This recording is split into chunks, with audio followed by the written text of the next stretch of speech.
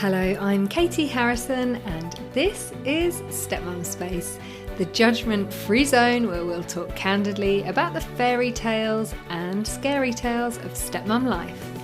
So whether you've been a stepmum for years, you're just starting out, or you want to understand the stepmum in your life a little bit better, this is the place for you. So welcome to Series 2. Hope you are all doing okay. It's so nice to be back having these conversations with wonderful, inspiring women. I've really missed it. Today's chat is with Jess, a stepmum of a teen girl who also has a younger biological daughter.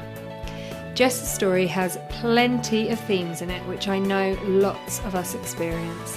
Stepkids who don't like our rules, parents in the other house who undermine us, the anxiety of what might go wrong, and that painful rejection when the stepchild decides they don't want to come to see you. All of this and more is in this chat. Hi Jess, thanks for joining me. Hi. How are you doing today? Yeah, good, thank you. So Jess, thank you so much for getting in touch with me. I was really interested when we first spoke to hear your story because you have got a biological child and also a stepchild, and that's a dynamic that I think a lot of people will identify with, but one that we haven't talked about too much yet on the shows. Can you share a little bit about your family with us? So myself and my husband have been married just over 10 years. We've got a daughter together who is 8 and he has a daughter. So I have a stepdaughter who's just turned 14. So she was just turned 2 when we got together. So you've known her the majority of her life? Yeah, huge majority. And she was the first parenting experience I'd had. I have been an auntie since I was 8. So I did have quite a lot of experience of being around children, but to then be thrown into sort of motherhood it was a bit of a surprise. It wasn't planned. So how soon after you met your partner did you meet his daughter? Not for a few months. So myself and my husband went to school together. So we've known each other, blimey, I'm going to give away my age now, over 30 years. And he continued to be a friend of friends and sort of in mutual friends. So we'd been in each other's lives for a long time. I knew he had a daughter. I'd been single for quite a while and just bumped into him locally, sort of tapped him on the shoulder and said hi, and the rest is history, really. Oh. He was fairly recently separated, which he explained to me that evening. That came as a bit of a shock to me.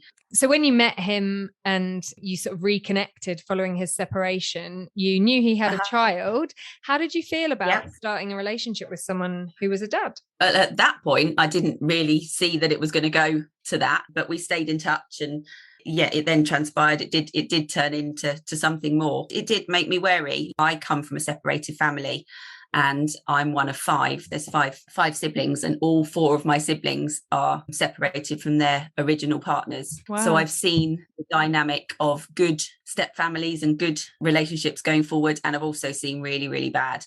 And the reason it worried me more was the ex rather than the child, because I know how twisted women can get in certain situations, and thankfully it's not happened to me. I may react the same. It did make me wary to start that journey, and I think that's why I backed off originally to start with, because obviously he was going through his separation and with financially and solicitors and all of that jazz. So I did sort of back off originally, but he won me over.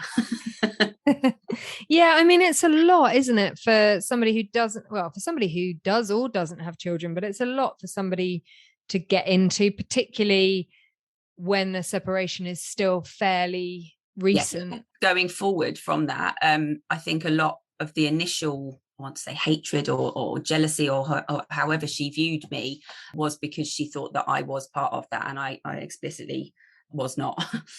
A lot of the time, if you kind of look at it as in a really objective way, you can see how it's quite easy for somebody who might not have wanted their marriage to end to sort of project their pain onto the next person. Absolutely. And obviously I didn't know them as a couple. I did know how not particularly happy he was, and obviously going forward he's explained to me how really unhappy he was, and various family members have said the same to me. You know, he's a very different person, and has been since pretty much we got together. So that's nice to hear, but by the same token, it's not very nice to know that they were in a very unhappy relationship for quite a while. And how were the early days with your stepdaughter? My husband had her every other weekend. We would go to the park and just get an ice cream, or, you know, it was very short periods of time that I began to see her. And I would quite often I've got a nephew who's a very similar age to her, and a niece. So I would take one of them with us, so that it wasn't sort of orchestrated to be sort of meeting me and things like that. But quite soon, I mean, on one of the first occasions I met her, she had a meltdown because she wanted me to put her cardigan on and not daddy. So that was quite nice. I trod very carefully to start with, because I didn't know what was going to happen, you know, because I didn't want to become part of this child's life and then not be. Like I say, but two of my sisters and two of my brothers have gone through it, and I've seen the heartbreak that being a single dad and a single mum is. You know, knowing that your child is with another woman or with another man is very difficult. And so I really empathized with her in that. It was never reciprocated that I was sympathetic to her, but you know, I did always feel that way, and quite often reminded my husband to be that way too. I think when you're in it so far, there's a lot of hatred and a lot of, you know, malice and all of that. And I quite regularly, and even now with everything that's gone on, I quite regularly say to him, you know, at some point you loved that woman enough to make that child, and you have to suck it up and get on with it. Yeah, it's really good to be that person. And it's a really helpful admission, I think. And, you know, I've done similar in my world, just to say, let's kind of decompress the stress and the fire and take a moment and pause, because couples and ex-couples can argue in a very specific way. And sometimes it's really good to have a third party in there just going, and also they know what buttons to press, don't they? Yeah, and absolutely, they pressed it. You know, the text wars that used to go on, you know, I would say to him, just turn your phone off, just turn it off. But, you know, neither of them would back down, and it was very, very, very difficult, and still is to a certain extent. It's so hard when you're in that bubble to think outside of it. Yeah. So it's kind of clear from the beginning that your stepdaughter liked you as a person. You were treading really carefully, and then at some point your relationship went to the next level. Can you talk to us a little bit about that? Yeah, so quite quickly, I was living in a little one-bedroom house that I bought when I was single, which I absolutely loved. He moved in fairly quickly. All of those steps didn't go down very well, as you can imagine. With the daughter or with the ex? The daughter was absolutely fine. We ended up getting a little toy box at my house, squeezed it in under the stairs in our little one-bedroom house. So she had some of her stuff there so that she could come and play, but she hadn't stayed. And it was about 6 months into our relationship that she stayed overnight. We had a little put her up at the end of our bed with a Peppa Pig quilt, and she chose all of her bedding and her pillows and all of that. So she then stayed every other weekend. Quite quickly, we then moved out of a one-bedroom house, and she then got her own bedroom and again chose her bedding and chose everything that wanted to go in it. And it sounds, from the way you're talking it, and obviously for people who are listening, I can actually see you at the moment, so you're smiling and you're making me smile. Like, it sounds like a really beautiful beginning for you guys. It really was. For us, it really, you know, without the drama, the time that we spent with her, it was very happy times. So many lovely memories of those times, and her being integrated into my family, it all blended very well. And I don't like really the phrase blended, but it did. I would love you to be able to tell me that it's kind of carried on like that, and this is the fairy tale story. But I know from some of the conversations that we've had, it wasn't to continue that way. No, I was always made out to be a bit of a bad person. From her point of view, I kind of understand. She looked at me and saw that I was having the life that she thought she was going to have. So it was very difficult, the relationship with me and his ex. And I did offer an olive branch on various occasions, but it was always thrown back in my face. We ended up going to sports days and birthday parties and all of those things, and we were able to do them together, but very, very separately, which was very difficult for my stepdaughter. One particular occasion sticks in my memory where she had a race on one of her sports days at lower school. So she must have been, I don't know, 5, 6, 7 maybe. And she won, and she sort of celebrated with her arms in the air and then didn't know which way to go because mummy was left and daddy was right. And you could just see the turmoil on her face. And obviously she then went to her mum, but she wanted to celebrate with both of them and just knew that she couldn't. They've never really got over it all. It did get to a point where me and her would exchange pleasantries. And it did get to a point where my husband went away somewhere and his ex allowed me to still collect my stepdaughter from school. This was when we'd had my daughter. I think she was about 2. And when his ex came to collect my stepdaughter, they were making up some gymnastic thing on the grass. She said, "Oh, can mummy come in? Can mummy come in and see? Can mummy come in and see?" And oh gosh, I was like, of course she can. But you could see the turmoil in her on the doorstep going, I don't want to go in, but I'm good. I mean, and she did. And she came in and we watched her gymnastics show. And by no means was it friendly, but it was amicable enough that my stepdaughter felt comfortable in the situation. And, you know, I take my hat off to her. She could have made an excuse and not come in. And so it did get to that point where we were able to be together. But had my husband been home, she never would have come through the doorstep.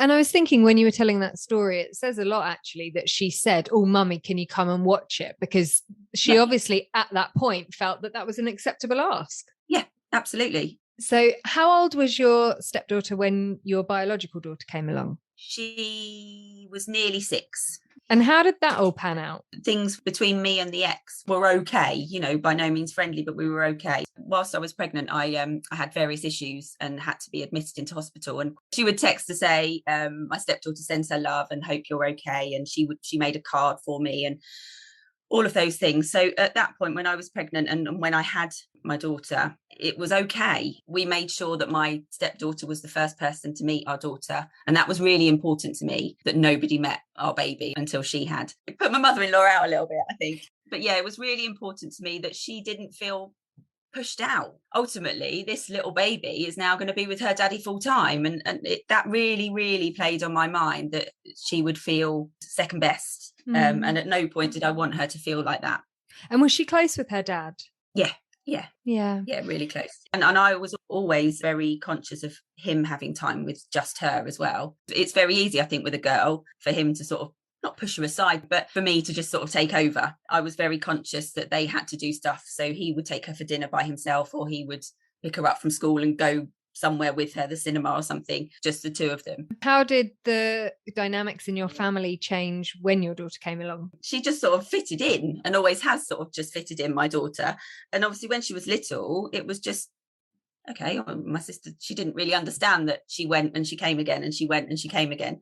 It was only really as she got older and then had friends with siblings that didn't go anywhere, she was a bit like, oh, hang on a minute, where's she going? I think when you've known no different, she just sort of slipped into, that's what happens. She comes every other weekend, she comes one night in the week, and that's what happens. But obviously, I mean, and we'll come on to it, but now that she doesn't, it's a real shame that she doesn't get that time. Yeah, you've obviously just touched on it. She was coming sort of every other weekend and once in the week, and now she's not. What's happened? We've made a big jump from one to the other, but as she grew up, obviously as they get older, you need boundaries, things like mobile phones and clothing and all of these things. I always vowed to parent my own daughter the same as I would her, and my husband and I are very much on the same page with parenting, thankfully. And she just fought the boundaries the whole time. She fought the going to bed, she fought eating well, she fought exercising of any type, she fought picking up her clothes off the floor, she just fought about everything in our house. It just became a battle, and over just, like I say, silly things like asking her to pick up her washing, asking her to not have her phone in her room. They seem like really little things, but I suppose when you're 11 or 12, they're quite big in your world. And if it's allowed in another home, then she's going to think it's allowed here too.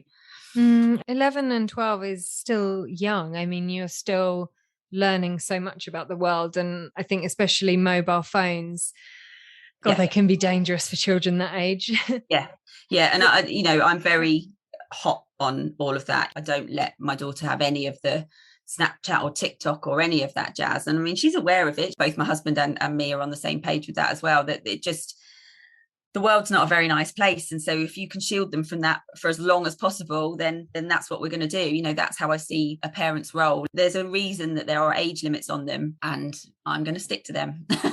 Yeah, and I think that's fair. And like you said, you wanted to treat her the same as your own daughter, which a lot of the Yeah. time is advice that is readily dished out to step parents. But as soon as you do that, it becomes a Yeah. problem. So, I hear Yeah. a lot, and I sort of honestly feel like I've experienced sometimes myself. Treat them as your own with all the good things, but with all the kind of more difficult parts of being a Oh, parent, yeah. just step back. Yeah. Yeah, quite a few times I would just go, oh, will you just pick your clothes up, or oh, will you just do this, and obviously that word then went back to his ex, and why does she say this, and why is she telling her that, and what had my husband been here, he would have said the same thing to her, but because it came from me, it was very different. Did your husband ever say things like that to her? Oh, absolutely. Yeah. We're very much on the same page with it all. It's a while ago now. The most drama that we had was from when I said it, or when I did anything, or when I used to take her shopping and she'd ask for these crop top things, and I'd say no, and that was wrong, but I don't see it as wrong. So And the irony is, and I was talking to one of my stepdaughters the other day, and she does understand now that the things that I do as an adult with all the children who live in my home that they don't like are because I care. It's yeah, not fun for anyone to nag a yeah, child to brush their teeth. yeah. Well, I don't get No, anything out of absolutely. that. Yeah, I have the same conversations with my 8-year-old, just broom and pick your clothes up and brush your teeth, and put your uniform on and get your shoes on, we've got to go, and all of these things. But I think as a stepmom, you're just seen to, like you say, don't treat them as your own with the bad stuff, but do with the good stuff. And it's not a fair representation of what, because again, a lot of the time my husband had left for work early, or so I'm the one getting them both out the door for school, and it's only going to come from me because he's not here. Yeah.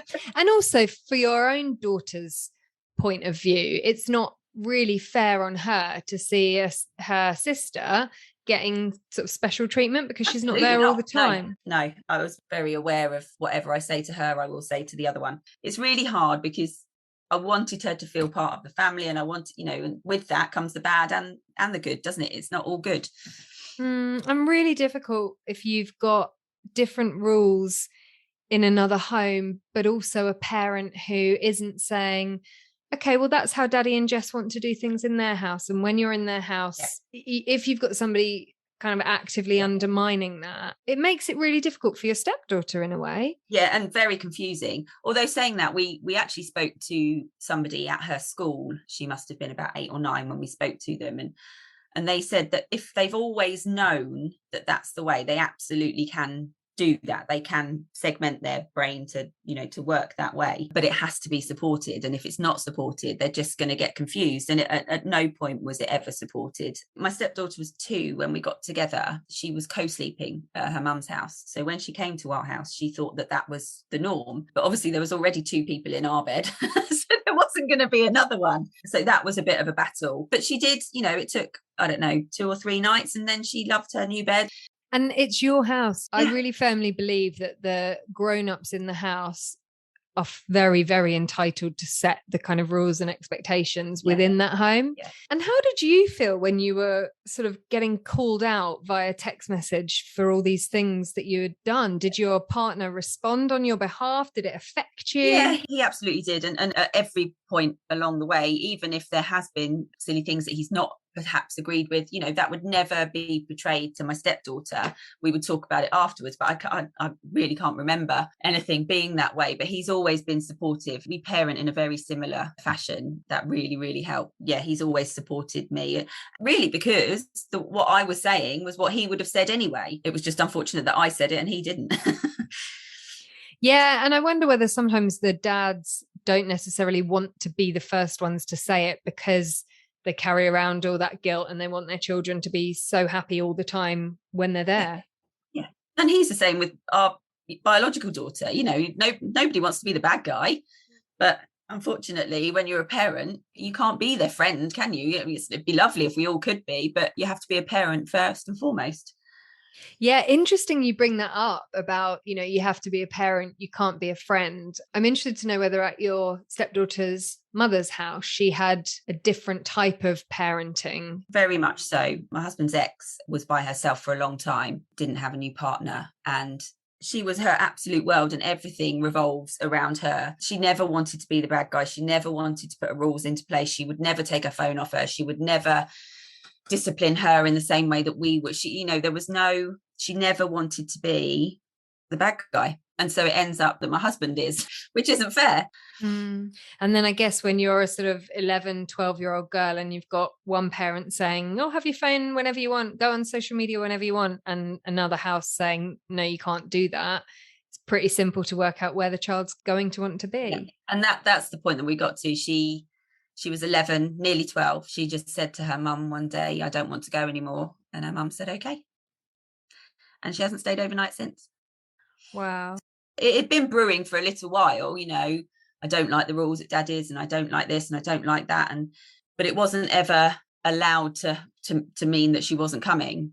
And unfortunately, we haven't ever been to court or anything like that. So there's no court order. There's nothing to enforce it. So she hasn't stayed over since. It went from her being the fourth part of our jigsaw to just, we're missing a piece the whole time. And even now, 2 years on, I mean, obviously time's a great healer, but still, we've just come back off a holiday. My daughter says things to me like, oh, if my stepdaughter had come with us, would we be sharing this bedroom? And I say, yes, darling, you would.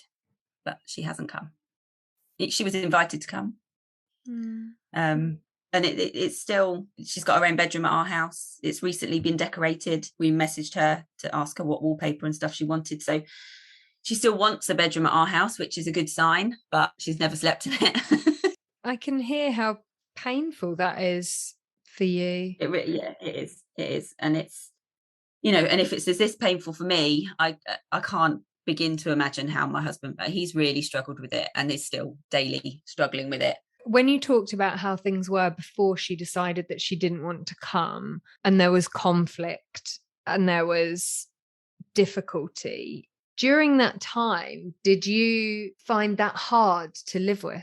Very much so. I felt like I wasn't allowed to have an opinion about it. And when I did, it was not poo-pooed, but I felt like if I voiced it, it would just become an argument. So I just didn't bother, because I didn't want any more conflict in our home between me and my husband, and for my daughter to witness. And then you're almost not being your true self. Yeah. And anyone will tell you, I don't keep quiet very often. So for me to keep quiet, it didn't come easy. I didn't stay quiet. I did contact both my stepdaughter and his ex, rightly or wrongly, just saying that I thought it was the wrong decision, and that I think that things that have happened in the past are wrong. And, I felt like I just needed to get it all out. I thought, she's not coming anyway. What have I got to lose? At the time when your stepdaughter was coming and it was difficult, did that affect your relationship with your husband? Yeah, I wouldn't say it affected our relationship. I would say the only thing we ever bickered about was that. We don't really argue very much. It was a big thing because I could feel the anxiety rising in him from sort of the day or so before she was due to come, because he knew there was going to be arguments, there was going to be exchanges of text messages, there was going to be just issues while she was here. I used to see it physically and mentally, like, rise in him, the anxiety before she arrived. And then obviously when that did come to fruition, because a lot of the time it did, you could just see him think, oh, I knew this was coming. And from a certain extent, it's, not so much now, but when she first stopped coming, I saw that lesson in him. And I didn't, I don't by any means condone her not coming, and I don't want her not to come, but his life was made very, very difficult on a daily basis when she was coming. And so that did lessen in him. It's such a difficult one, isn't it? And I think as parents, we're kind of conditioned to accept anything at any cost. And the fact is, your mental health matters, your husband's mental health matters, your stepdaughter's mental health matters. And it sounds like perhaps at that time it was just too much for everybody. It was breaking point. And, it happened. And it's just a shame that we've not been able to come back from it. Him and his ex did go for mediation again about 6 months after. This mediator has actually said the words, I've been mediating for 30 years and you are the only couple I am unable to mediate. Wow. So she just signed them off. And he said, normally you can find one thing of common ground to start with, and then we work from there. She couldn't find anything. Do you think the mother doesn't really want her daughter to have a relationship with you guys? She pays lip service to it and says that she does, and that she encourages, and that she wants her to come, and that she tells her that she should come. But I don't. It feels like the total opposite. There's different ways of doing it. Somebody can go, oh, you really should go and see your dad. Or somebody can go, do you know what? Jess and Dad have tried really hard. Everybody's made mistakes in the past. Let's move forward. There's a lot of different ways that you can do it. Absolutely. You're totally right. I think you've hit the nail on the head. I just feel for, I've spoken about my daughter, but there's lots of other people that are affected by it. Like I say, my whole family integrated her in. They've not seen her. My mum still buys her a birthday present, a Christmas present, and my husband's parents, again, paying lip service to it. She drops birthday cards and Christmas cards around there, his ex and my stepdaughter, to look like the good guy. But, she never stays. She never drops her off to stay with her nan and granddad for an hour or something. They literally stand on the doorstep with the car still running. It's all those implicit messages that a child who's sort of 13, 14 is getting around, what her mum wants. I've read quite a lot. Obviously, when you're in, you don't think you're ever going to be in this situation, but once you're in it, Google's a wonderful thing. And a lot, I've got a friend also that's a barrister, and he spoke to me at length about something called parental alienation, which I'd never heard of because I wouldn't. And obviously I've read quite a bit about it now, and it's very much what we're going through, because I suppose I am part of it, but particularly what my husband's going through. There's a lot of science behind it. There's a lot of lawyer talk behind it. And so some of it you have to take with a pinch of salt, but a lot of the traits of the parent that is doing the alienating are very apparent. And just for people who are listening who aren't sort of familiar with that phrase, I'm sure that a lot of people will be, but do you want to just explain really briefly what it is? It's basically where one parent alienates the other from the other one through very subliminal messages that dripped over time. One day just click, and that's it. They want nothing to do with the other parent. And that is exactly what happened in our situation. It felt like a switch was switched, and she didn't come anymore. And have you had any contact with her since she's not visited? We do. We have contact on birthdays and Christmas. Not my birthday. They didn't know it was my birthday a couple of weeks ago, even though we've been together 12 years. For her dad's birthday and for her sister's birthday and Father's Day, we have probably half an hour either at hers on the doorstep or at ours if she gets dropped off. But yeah, for example, Christmas Day, she got dropped off for an hour and then gets picked up again. Her birthday, which has just gone, we went round for 10 minutes in the morning, took all of her presents from us and our family, and then leave again. And the thing is, when you're with her, and particularly when she comes here, she doesn't want to go. So she gets here and says she's going to stay an hour, and then she stays 2, and then she stays 3. And also interesting, while she's here, she doesn't leave my side. It's like I've got a shadow. So it's like she's making up for, and she doesn't stop talking either. It's like she's making up for like that 18 months that she's not seen her. She's got to fill us all in the hour that her mum's allowed her to come, and then she goes again. And that's the bit that hurts my daughter the most, I think, because out of sight, out of mind. I mean, she's 8. She doesn't see her. They don't think about stuff they don't see, do they? Rightly or wrongly. But when she does then see her, she wants to see her again and again and again, which you can get as an 8-year-old. It's very, very, very difficult. But I don't, at the minute, we can't see the wood for the trees, but hopefully in time, and as she gets older and gets her own mind and also starts to realise that the things we were saying and doing were for her own benefit and not just because we were cruel parents, as we've been portrayed, then hopefully we are very, very hopeful that she'll be our piece back in our jigsaw again at some point.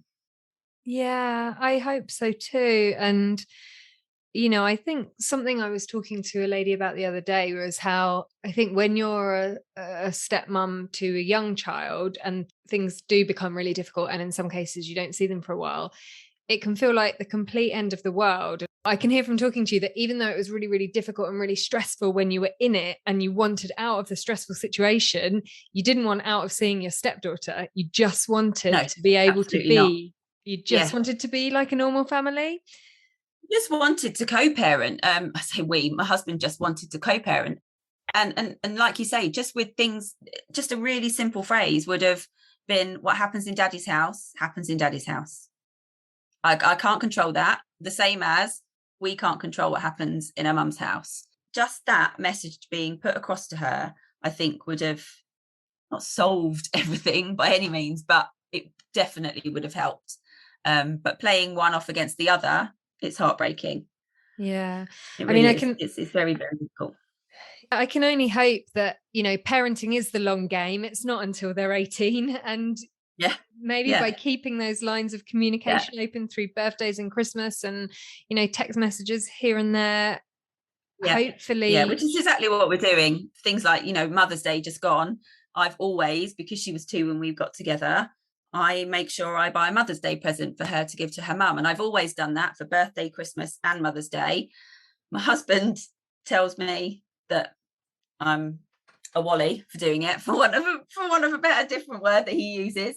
But I won't stop doing that because I've always done that. And I feel like if I don't do it, she won't have a present to give to her mum. And now she might do, her nan might do it, or her auntie might do it. I don't know, but I won't stop doing that because not even for my benefit, but for her benefit, because in time she's going to look back and go, oh, actually, yeah, she did that for me and she didn't have to. And his ex knows it comes from me. But I don't know. It's very, I think we're just sort of in limbo at the moment. We've lived in limbo with her, I think, for 2 years. And we get little glimmers of hope, like when she comes and she wants to stay longer and she says she'll come back, but then it doesn't happen because she goes home and she can't be honest with what a lovely time she's had. I don't think, anyway. I might be reading into it, but I don't imagine she goes home and says that she's had a lovely time and that she spent lots of time with me and told me this and that and daddy's done this and I've done this. And I don't imagine that's communicated. Yeah, I think your hunch is probably right there. I guess for you on the flip side is though you're keeping those channels of communication open. She knows she's welcome. She has a nice time when she comes to your house. And in the meantime, do you know what? You guys obviously miss her, but you can live and you can live your life and run your home how you want to run your home, even though in the back of your mind there's obviously that part missing. There's not the tension and the stress for all of you. No, and it's just unfortunate that she was the product of that because a lot of the stress and the anxiety was raised due to text message exchange. This has happened and that has happened, and I don't think you should do this, and I don't think you should do that. And from the ex to my husband, and he pretty much every morning would wake up to a text about some drama or something had happened, or she didn't want to bring this to our house, or she wants to bring this, and it just got too much. It just the boiling point, and I think he definitely doesn't miss that. But he absolutely 1,000,000% misses his little girl, as do we all. Of course. And hopefully there is a way that in the future you can marry those two things together, of the kind of stress-free life. As she gets older, I'm full of hope for you. And I think the fact that she has a nice time when she comes to your house says an awful lot. So thank you Take the small things, exactly. So look, thank you so much for talking to me. Thank you. Really, really appreciate it. And I'm sure there'll be a lot of people listening who will identify with things that you've been talking about. So thanks for being so honest. Thank you. Gosh, wasn't she brilliant? I wanted to give her a hug so many times during that chat. It's so hard when your dream of a happy, loving home is the exact opposite of what your stepfamily ends up being. But it's also so important to maintain your own mental health. And sometimes, as much as you want to fix your stepfamily, you aren't the one with the toolbox to do it. So please, please, please do not put all that pressure on yourself. It is not your job to fix the whole family. I hope you enjoyed the conversation and took something away from that. And a huge thank you to Jess for sharing her story so honestly. If you've enjoyed this episode, please do spread the word and please give the show a rating or review wherever you're listening so other stepmums can find us. Don't forget to subscribe so you never miss an episode. And if you have a story you would like to share, please do get in touch. You can find me at www.stepmumspace.com or on all the socials at stepmumspace.